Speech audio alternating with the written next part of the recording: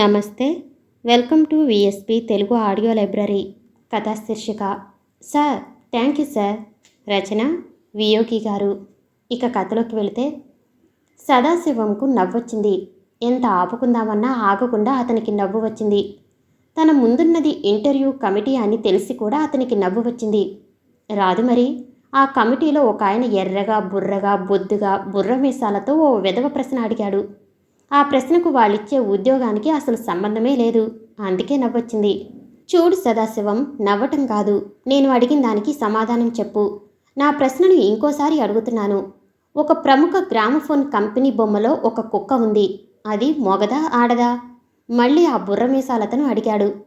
Sir, నాకు కొంత time ఇస్తే చెప్పగలను సార్, వినయంగా అడిగాడు సదాశివం. ఎంత టైం కావాలి?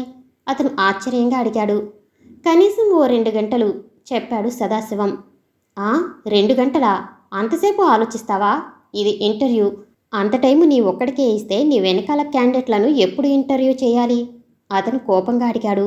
నిజమే సార్, కానీ నేను ముందు ఆ gramophone company phone number address కనుక్కోవాలి కదా సార్. ఆ తర్వాత వాళ్ళకు ఫోన్ చేసి అడగాలి కదా సార్. తర్వాత వాళ్ళు ఆ కుక్కను పరిశీలించి నాకు సమాధానం చెప్పాలి కదా సార్. అందుకని సార్, అతి వినయంగా సమాధానం చెప్పాడు సదాశివం. చూడు పరబ్రహ్మం, సైన్స్ చదువుకున్న అభ్యర్థులను ఇలాంటి క్వశ్చన్లు అడిగితే ఇదే ఇబ్బంది. వాళ్ళు ప్రతిదీ పరిశీలించి కానీ జవాబు చెప్పనంటారు. ఇంకో కమిటీ మెంబరు విశ్వామిత్రుడు చికాగ్గా చెప్పాడు. అది కాదు విశ్వామిత్ర, దీనిలో పరిశీలించాల్సిన అవసరం లేదు. ఇది కామన్ సెన్స్ క్వశ్చను. పరబ్రహ్మం ఇంకా చికాగ్గా చెప్పాడు. అదే, common sense is not so common అన్న కామన్ సెన్స్ మీకు లేదా పరబ్రహ్మం? మూడో కమిటీ మెంబరు అవతారం మర్చాడు. అవతారం ఆ కమిటీ చైర్మన్ కూడా. సార్, మీలో మీరే ప్రశ్నలు సమాధానాలు చెప్పుకుంటే నా గతేం కావాలి సార్? చిన్నగా దగ్గి అడిగాడు సదాశివం. సరే, నీకు ఈసారి చాలా బుజ్జి ప్రశ్న ఇస్తాను. సమాధానం బాగా ఆలోచించి చెప్పు, విశ్వామిత్రుడు చెప్పాడు. పెద్ద ప్రశ్న కానీ చిన్న ప్రశ్న కానీ నేను ఆలోచించకుండా ఎప్పుడూ చెప్పను సార్. ఎందుకంటే చిన్న పామునైనా పెద్ద కర్రతో కొట్టాలని మా పొట్టి బామ్మ గట్టిగా పెద్దగా అరిచి చెప్పేది సార్, సదాశివం చెప్పాడు ముసిముసి నవ్వులతో. ఓకే, నువ్వు ఇప్పుడు మేమున్న రూముకు వచ్చావు కదా. ఇది 3వ అంతస్తులో ఉంది కదా. మమ్మల్ని కలుసుకోవటానికి నువ్వు ఎన్ని మెట్లు ఎక్కి వచ్చావు? విశ్వామిత్రుడు అడిగాడు. సారీ సార్, నేను లిఫ్ట్లో వచ్చాను, అందుకని మెట్లు లెక్క పెట్టలేదు, టాపీమని సమాధానమిచ్చాడు సదాశివం. ఇట్స్ ఆల్ రైట్, నేను నీకు చిన్న కథ చెబుతాను, అంటే ఫజిల్. దాన్ని సాల్వ్ చెయ్యి అంటూ అవతారం చెప్పసాగాడు. పొద్దున్న మా ఇంటికి వినాయక కమిటీ చందా వాళ్ళు వచ్చారు. వాళ్ళు నన్ను చందా ఇమ్మని అడిగారు. దానకరుణుడిలా నేను నా జేబులో నుంచి తీసి 116 ఇవ్వబోయాను. దానికి వాళ్ళలో ఒకడు నా వంక సీరియస్గా చూసి, ఏంటి, నీ కంటికి మేము అడుగు తినేవాళ్ళలా కనిపిస్తున్నామా? కొట్టు 1116 అన్నాడు. దాంతో నేను షాక్ తిని, నాకంత సీను లేదు, ఏదో ఓ 516 ఇస్తానని చెప్పి నా జేబులో వెతికితే 300 దొరికాయి. చెప్పటం మర్చిపోయాను, మా ఆవిడ కూడా ఓ కంపెనీలో పనిచేస్తుంటుంది. సరే, బ్యాలెన్స్ ఆవిడ దగ్గర అప్పు తీసుకుందామని చూశాను. కానీ ఆమె అప్పుడే బాత్రూమ్కి వెళ్ళింది. నాకు తెలుసు ఆమె ఇంకో గంట దాకా బయటకు రాదని. అందుకని చనువుగా ఆమె పర్సులో గాలించి నాకు కావలసిన డబ్బులు తీసుకుని వాళ్ళని పంపించేశాను. కానీ నేను షాక్ అయింది ఏమిటంటే, ఆమె పర్సులో నా కలర్ ఫోటో ఉంది. అది చూసి నేను స్టన్ అయ్యాను. గొక్క తిప్పుకోవటానికి అవతారం ఆగాడు. అది కాదు అవతారం, ఆవిడ పర్సులో నీది కాకుండా ఇంకెవడి ఫోటో అన్నా ఉంటే నువ్వు షాక్ కావాలి, కానీ నీ ఫోటో ఉంటే నువ్వెందుకు షాక్ కావాలి? పరబ్రహ్మం అయోమయంగా అడిగాడు. ఏం గురు, నీ ఫోటో అంత చండాలంగా తీశాడా ఎవడన్నా ఫోటోగ్రాఫరు? విశ్వామిత్రుడు శంకించాడు.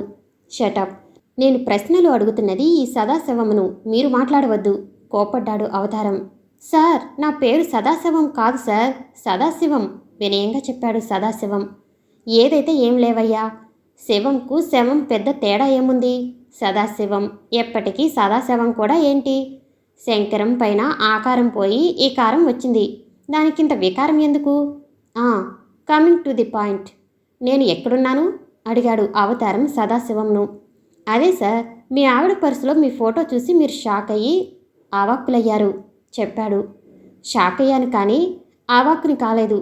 ఇంతలో నేను షాక్ నుండి కోలుకునేసరికి మా ఆవిడ బయటకొచ్చింది. నేను భక్తితో ఆమె 2 చేతులు పట్టుకుని కరిగిపోతూ చెప్పాను. ఓసే ఆండాలు, ఇన్నాళ్ళు నిన్ను నేను అపార్థం చేసుకున్నాను.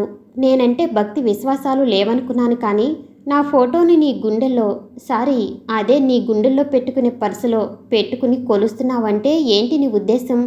నన్ను ఎప్పుడూ స్మరించుకుంటూ కళ్ళకు అద్దుకుంటావా? సీత, సావిత్రి, అనసూయ సరసన నిన్ను కూడా కూర్చోపెట్టాలి అని కన్నీళ్లు కార్చాను. అందుకు ఆమె ఏమందో తెలుసా? ఆగాడు అవతారం గొక్క తిప్పుకోవటానికి. ఏమందేంటి గురు? విశ్వామిత్రుడు అడిగాడు ఆసక్తిగా. ఆవిడ ఏమన్నా అనని కానీ దానికి ఇంటర్వ్యూకి ఏదైనా సంబంధం ఉందా అవతారం? పరబ్రహ్మం అడిగాడు బుర్రకొక్కుంటూ. సార్, దయచేసి ఆమె పేరు, ఆమె పనిచేసే కంపెనీ అడ్రస్సు, సెల్ నెంబరు ఇవ్వండి సార్, సదాశివం అడిగాడు. ఎందుకు సదాశివం? పోయి ఆమె కాళ్ళు పట్టుకుంటావా నీకు ఉద్యోగం ఇమ్మని? అదేం కుదరదు, నేను చాలా స్ట్రిక్టు. No recommendation. ఆమె చెప్పిన సమాధానం నాకు చెప్పాలి, అవతారం అడిగాడు గట్టిగా తల అడ్డంగా ఊపుతూ. సార్, కొంచెం క్లూ ఇవ్వండి సార్, సదాశివం అడిగాడు ఆలోచిస్తూ. ఓకే, దానికి ఆమె ఏముందో తెలుసా? నాకు ఆఫీసులో ఏ కష్టం వచ్చినా, ఎటువంటి క్లిష్ట సమస్య వచ్చినా పర్సు తీసి మీ ఫోటో చూసుకుంటానండి అంది, చెప్పాడు అవతారం. అవతారం, నువ్వు సామాన్య మానవుడి కాదయ్యా. ఇట్టే నీ మొహం చూస్తే అన్ని సమస్యలకు పరిష్కారాలు దొరుకుతాయి, పరబ్రహ్మం అభినందిస్తూ చెప్పాడు. అదృష్టవంతుడివి, నా భార్య ఉంది, ఎప్పుడు ఏ దిక్కుమాలిన సినిమా యాక్టర్ ఫోటోను పెట్టుకుని తిరుగుతుంది, విశ్వామిత్రుడు చెప్పాడు.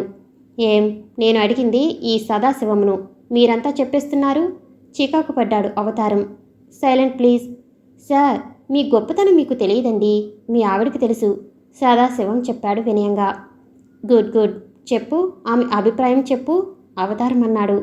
ఆమెకు ఏ సమస్య వచ్చినా మీ మొహం చూడంగానే ఆమెకు వెంటనే పరిష్కారం దొరుకుతుంది, స్వాంతన లభిస్తుంది. ఎందుకంటే జీవితంలో అతిపెద్ద సమస్యనే ఆమె భరిస్తున్నది కాబట్టి. మీ మొహం చూసిన తర్వాత ఆమెకు ఏ సమస్య అయినా తృణప్రాయంగా కనిపిస్తున్నది కాబట్టి మీ ఫోటోని నిత్యం పర్సులో దాచుకుంటున్నది, సదాశివం చెప్పాడు. ఎందుకంటే జీవితంలో ఆమెకున్న పెద్ద సమస్య మీరే కాబట్టి ఇంకే వచ్చినా అవన్నీ నథింగ్ అంటూ అవతారం నోరు తెరిచాడు. అప్రయత్నంగా పరబ్రహ్మం, విశ్వామిత్రుడు చప్పట్లు కొట్టారు. యు క్యాన్ గో అంటూ అవతారం అతన్ని పంపించి వేశాడు. సదాశివం గుండెల నిండా ఊపిరి పీల్చుకుని బయటకు వచ్చాడు. బయట అతని లాంటి వాళ్ళు ఇంకో 25 మంది చంకల్లో ఫైళ్లు పెట్టుకుని నిరీక్షిస్తున్నారు తమ వంతు కోసం. చిరునవ్వుతో బయటకొచ్చిన అతన్ని చూసి కొంతమంది అడిగారు, ఏం జరిగింది గురు అంటూ. అసలేం అడుగుతున్నారు? నో, నేను చెప్పను, confidential, I'm selected, try your luck అంటూ బయటకొచ్చాడు సదాశివం. సదాశివంకు ఉత్తరం దక్షిణం రెండూ లేవు, ఉన్నది కొండంత ఆత్మవిశ్వాసం. బీఎస్సీలో ఫస్ట్ క్లాస్ డిగ్రీ, పైగా తను పెద్ద జీనియస్ అని అతగాడి నమ్మకం. ఈ దేశ భవిష్యత్తు తన భుజస్కంధాలపైన ఉందని అతగాడి ప్రగాఢ విశ్వాసం. అందుకే ఎన్ని ఇంటర్వ్యూలకు పోయినా ఇంతవరకు ఎక్కడ సెలెక్ట్ కాకపోయినా అతడు విచారపడటం లేదు. అతనికి తెలుసు, ప్రపంచ మేధావుల్లో అగ్రగణ్యుడైన ఐన్స్టీన్ కూడా ఎంసెట్లో ఫెయిల్ అయి మెడిసిన్లో సీటు సంపాదించుకోలేకపోయాడని. అంత మాత్రాన అతనికి జరిగిన నష్టం ఏముంది కనుక. అలాగే 32 సంవత్సరాల లెక్కలేనన్ని సార్లు అపజయాలు ఎదుర్కొన్న అబ్రహాం లింకన్ చివరి విజయంతో చరిత్రలో తిరుగులేని ముద్ర వేసి అమెరికా ప్రెసిడెంట్గా ప్రపంచ చరిత్ర తిరగరాశాడు అని, చనిపోయేదాకా అతనే ప్రెసిడెంట్గా ఉండిపోయాడని సదాశివంకు తెలుసు. అందుకే అపజయాలకు అతను కుంగిపోలేదు ఎప్పుడు. పైగా అపజయాలన్నీ విజయానికి సోపానాలే అని అతని నమ్మకం. గజనీ మహమ్మద్ అతనికి స్ఫూర్తి. అందుకే మొక్కవోని ఆత్మవిశ్వాసంతో ఎన్నో అప్లికేషన్లు పెడుతూ ఉంటాడు సదాశివం సదా. కాలచక్రం గిరిగిరా తిరుగుతున్నది. ఓ రోజు సదాశివం బస్సులో ఎక్కి తన సీట్లో కూర్చుని ఊపిరి పీల్చుకున్నాడు. బస్సు దొరుకుతుందో దొరకదో అని తెగ భయపడ్డాడు. ఈ బస్సు మిస్సు అయితే రేపు జరగబోయే పెళ్లికి హాజరు కాలేడు. బస్సు బయలుదేరుతుండగా ఒక భారీ సాల్తీ వచ్చి అతని పక్క సీట్లో కూలబడింది. అతను కూర్చుంటూ ఇతని కాలును తొక్కాడు. దాంతో చచ్చాన్ రోయ్ అంటూ బిగ్గరగా అరిచాడు సదాశివం. ఆ కేకకు బస్సు ఆగిపోయింది. కండక్టర్ వచ్చి ఏం జరిగిందని విచారించాడు. బక్క ప్రాణిని, ఇతడు నా మీద కూర్చునుంటే ఈ పాటికి నా ప్రాణాలు కాస్త పైకి పోయేవి, కాలు కాబట్టి పచ్చడైంది చెప్పాడు. సారీ అండి అంటూ ఆ భారీ సాల్తీ చెప్పింది. బస్సు బయలుదేరింది. కండక్టర్ లైట్లు వేసి లెక్కలు కొడుతున్నాడు. అట్నుంచి ఇటు, ఇట్నుంచి అటు తిరుగుతూ లెక్కలు కొడుతున్నాడు. హోల్డాన్ అని అరిచాడు కండక్టర్. Driver bus నిలిపేశాడు. ఏమైంది? సదాశివం అడిగాడు. ఒక ప్యాసింజర్ ఎక్కలేదు, కండక్టర్ చెప్పాడు. అయితే వెనక్కిపోయి ఎక్కించుకురావాలా? అప్పుడే 25 కిలోమీటర్లు దాటి వచ్చేశాం, సదాశివం బిక్కమొహం పెట్టి అడిగాడు. అక్కర్లేదు, పోనివ్వండి, సదాశివం పక్కనున్న భారీ మనిషి చెప్పాడు తాఫీగా. పాపం వాడెవడో టిక్కెట్ కొని ఎక్కలేదు. ఎంత బాధపడుతున్నాడో. ఎవడి సొమ్మో కాబట్టి నువ్వు పోనివ్వమంటున్నావు. అదే నీదైతే ఎలా ఉంటుంది? కండక్టర్ అడిగాడు కోపంగా. ఆ లడ్డుపాటి ఆయన చిరునవ్వు నవ్వాడు. జేబుల్లోంచి తీసి టికెట్లు చూపించాడు. రెండున్నాయి. ఒకటి పై జేబులో పెట్టుకున్నాడు. రెండోది కింది జేబులో పెట్టుకున్నాడు. రెండో మనిషి ఎక్కలేదా? కండక్టర్ అడిగాడు. లేదు, నేనే తీసుకున్నాను రెండు, చెప్పాడు అతను. అరే, లగేజీకి తీసుకున్నట్లు బరువు ప్రకారం టికెట్ తీసుకోనక్కర్లేదు. ఎంత సన్నగా ఉన్నా ఎంత లావున్నా తలకు ఒక టికెట్ కొంటే చాలు, చెప్పాడు సదాశివం అతని అజ్ఞానానికి చింతిస్తూ. నాకు తెలుసులేండి, నేను అంత తెలివి తక్కువ వాణ్ణి కాదు, గంభీరంగా అన్నాడు ఆ లడ్డు అతను. మరి రెండు కొని నా ప్రాణం ఎందుకు తీశావయ్యా? లెక్క కుదరక నేను చస్తున్న అరగంట నుండి, కసురుకున్నాడు కండక్టర్. ముందు జాగ్రత్త కోసం కొన్నా. పై జేబులో నా టిక్కెట్టును ఎవరన్నా కొట్టివేసినా, పొరపాటున టిక్కెట్టు పోయినా ఎక్స్ట్రా టిక్కెట్టు ఉంటే క్షేమమని కొన్నా, చెప్పాడు అతడు. కండక్టర్కు నోటమాట రాలేదు. రైట్ అంటూ సీట్లో కోల్బడిపోయాడు. కొంత దూరం పోయిన తర్వాత సదాశివంకు అనుమానం వచ్చి అడిగాడు. గురువుగారు, మీరు కోప్పడద్దు, నాకు సందేహం వచ్చింది. ఒకవేళ మీ రెండవ టికెట్ కూడా పోయిందనుకోండి, అప్పుడెలా? నేను అంత తెలివి తక్కువ వాడిలా కనిపిస్తున్నానా నీకు? రెండు టిక్కెట్లు పోయినా నాకు నష్టం లేదు, ఎందుకంటే నా దగ్గర లోపల జేబులో పాస్ ఉంది, వెంటనే చెప్పాడు అతను కోపంగా. సదాశివం నోరు మూతపడిపోయింది. కాసేపటి తర్వాత సందేహిస్తూ తెరుచుకుంది. గురువుగారు, క్షమించాలి. మీ పై జేబులో టికెట్ పోయిందని కింది జేబులో టికెట్ పెట్టుకున్నారు. సరే, ఆ రెండూ పోయినా క్షేమం కోసం పాసు ఉండనే ఉంది. నాకు చిన్న సందేహం, ఒకవేళ ఆ పాసు కూడా ఎక్కడన్నా పోతే ఏం చేస్తారు? ఓర్ని, నేను నీకు అంత తెలివి తక్కువ వాడిలా కనిపిస్తున్నానా? చూడబోతే నువ్వు ఒట్టి అమాయకుడులా ఉన్నావు. నేనెవరో తెలుసా? ఆర్టిస్ట్ స్టాప్ను. నా దగ్గర ఐడెంటిటీ కార్డు కూడా ఉంది, దాంతో ఫ్రీగా ట్రావెల్ చేయొచ్చు. లడ్డాయన కోప్పడి కళ్ళు మూసుకున్నాడు. కాసేపటికి ఉండబట్టలేక అడిగాడు. గురువుగారు, నాకు చిన్న సందేహం. ఒకవేళ మీ రెండు టిక్కెట్లు పోయి, పాస్ పోయి, కార్డు పోయిందనుకోండి, అప్పుడేం చేస్తారు? లడ్డాయన ఇతగాన్ని కింద మీద చూశాడు. నేనంత తెలివి తక్కువ వాడినా? మా బావ హోమ్ మినిస్టరు, ఆయనకు ఫోన్ చేసి చెబుతాను విడిపించమని. ఇంక నా తెలివితేటల గురించి నువ్వేం అనుమానపడకు అని కసిరి కునుకులో పడ్డాడు ఆ లడ్డతను. సదాశివం ఇంక నోరెత్తలేదు. తన తెలివి తక్కువతనానికి చింతిస్తూ కళ్ళు మూసుకుని పడుకున్నాడు. ఉదయం బస్సు దిగి కళ్యాణ మండపానికి వెళ్ళాడు. స్నేహితుడు పెళ్లి అయిపోయి భోజనాలు అయ్యేసరికి మధ్యాహ్నం అయిపోయింది. కాస్త విశ్రమించాడు. సాయంత్రం కాగానే తయారై బజారుకు పోయి ఓ మంచి బహుమతి కొని గిఫ్ట్ ప్యాక్ చేయించాడు.